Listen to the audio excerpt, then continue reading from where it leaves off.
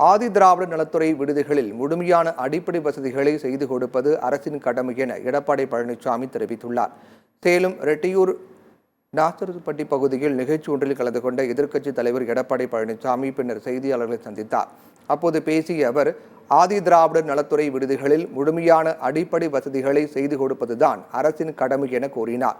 மேலும் அரசு மருத்துவமனைகளில் நோயாளிகள் சரியாக கவனிக்கப்படவில்லை என அதிக குற்றச்சாட்டுகள் எழுந்துள்ளதாகவும், தாங்கள் குறைகளை சுட்டிக்காட்டியும் நடவடிக்கைகள் மேற்கொள்ளப்படுவதில்லை எனவும் தெரிவித்தார்.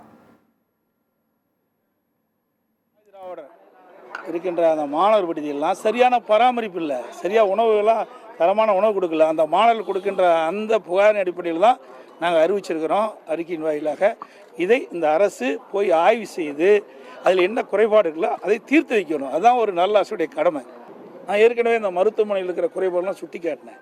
அதற்கு எதிர்ப்பு தான் தெரிவிக்கிறாங்களே ஒழிய, இன்றைக்கி எதிர்க்கட்சி சொல்லுகின்ற குற்றச்சாட்டு அந்த அடிப்படையில் அங்கங்கே போய் ஆய்வு செய்து அதை